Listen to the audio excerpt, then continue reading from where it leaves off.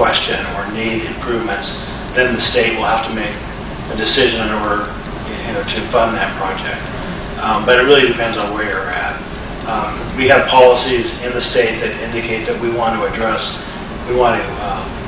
capacity through existing airports first, and then build new airports if we have to. There's 2 airports that have really been identified in the state.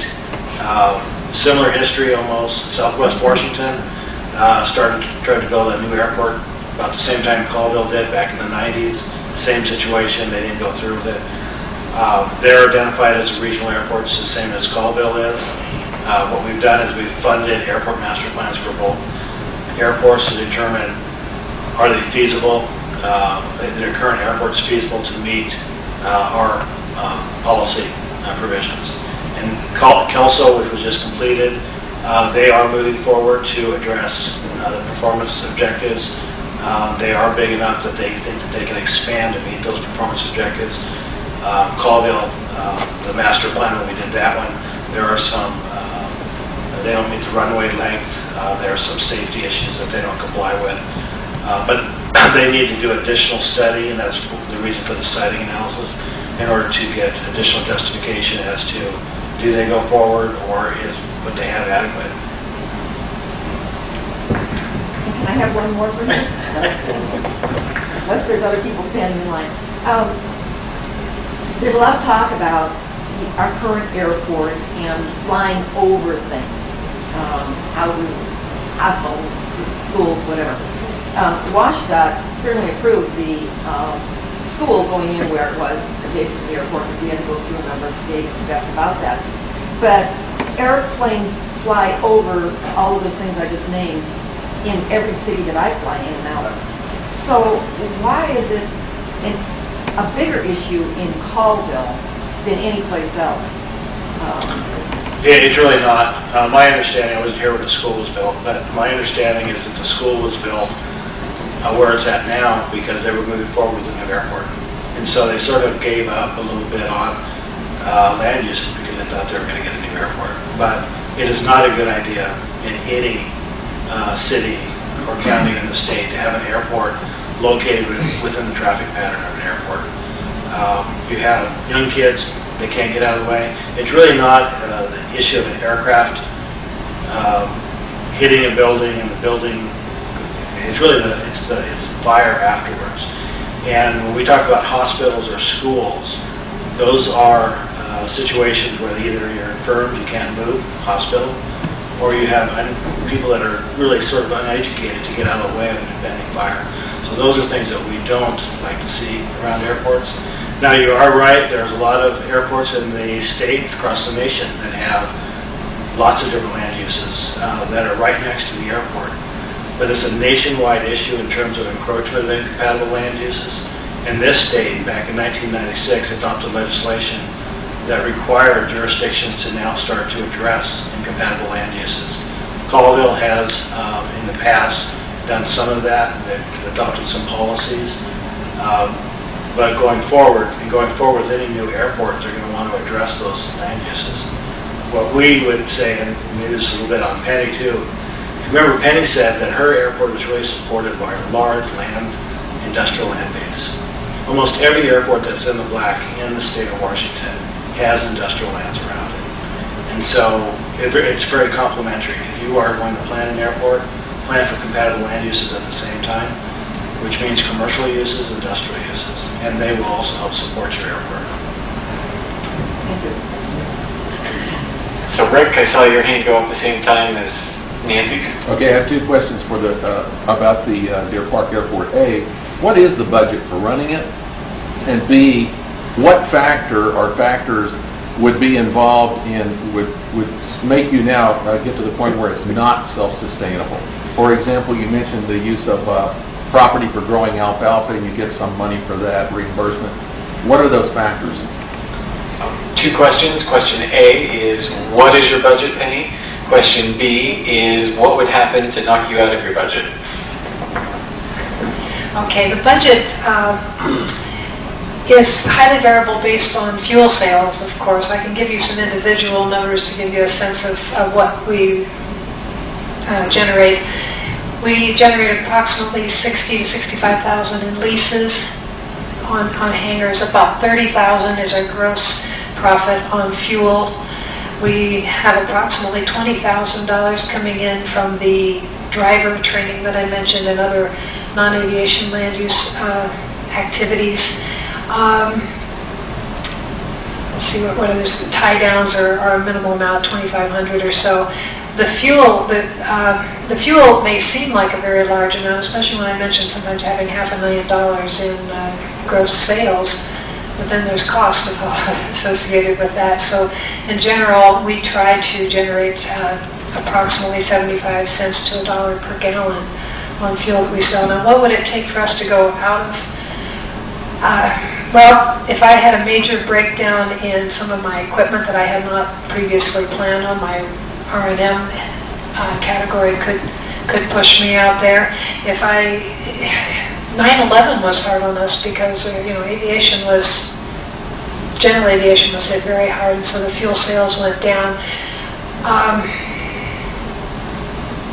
If I were not able to set aside adequate matching funds for grants, it'd be really unfortunate from the perspective of the whole community, because these grants bring in a tremendous amount of benefit to the community. But if I could not come up with the matching funds, that would certainly break the budget. And if the management contract, I think that if it goes out to bid in the future, there may be others who would insist on a much higher management contract than what I do. I've been doing it for a long time. Started out as a volunteer, actually, so where I am now, I'm quite happy with. But relative to what others might choose to ask for as a management contract, it could put it over the budget amount.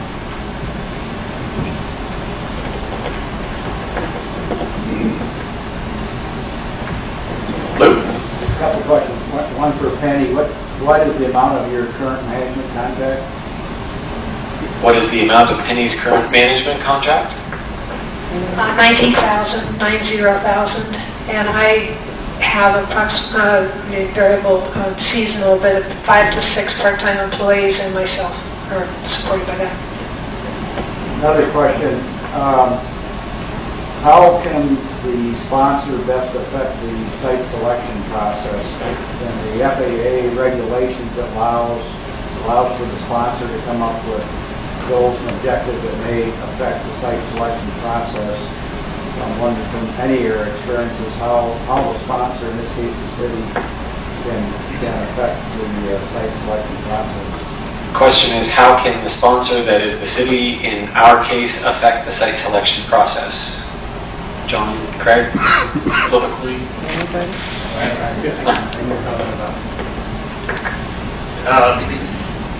I think I'm not quite sure, but let me answer it this way. I think with any process, you have to make sure that it's totally transparent. You don't want to hide anything in how you're getting to the process. So when you start your site selection process, you need to make sure that you are transparent in how you do it, that you make sure that you are involving the public, the community, because they're the ones that are going to have to live with it. Well, like John says, you really need to evaluate all alternatives, and then depending on the level of community support for those alternatives, those are going to factor into what the preferred alternative. It's really hard to put metrics on community support, but if the community is not, I guess this is my own opinion, but if the community is not going to support a particular alternative, it would be very difficult for that alternative to advance. Unless you compare that to other alternatives, and it was from both an environmental and a aeronautical standpoint, the best alternative. If it were the best alternative, it would be hard to discount it. But that one slide I had with the funnel, we have aeronautical criteria, we have owner-user community criteria, and we have environmental criteria, and all of those go into the decision.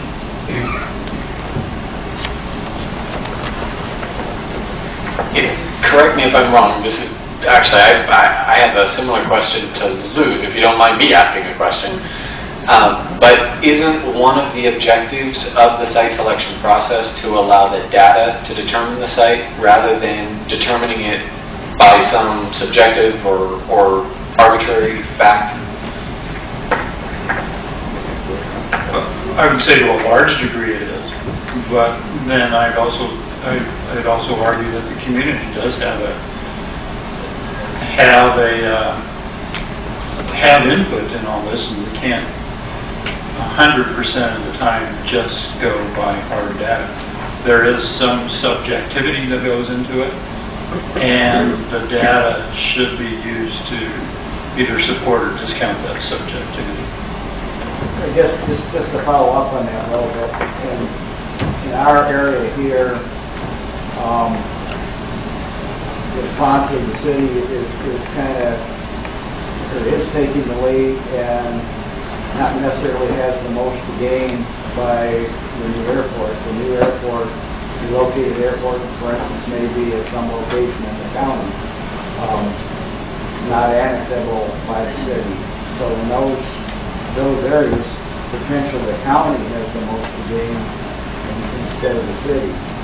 So, really what I'm asking, and then I'm not pushing to make a statement, I guess. Can you address that at all? The relationship, I guess, between the county and the city, and the benefit? Sure. There are a number of airports in Montana, and probably all over the country, where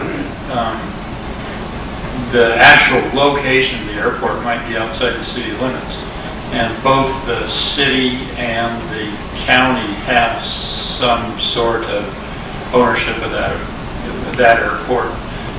The Poplar Airport, which I mentioned, that's jointly owned by Roosevelt County and the city of Poplar.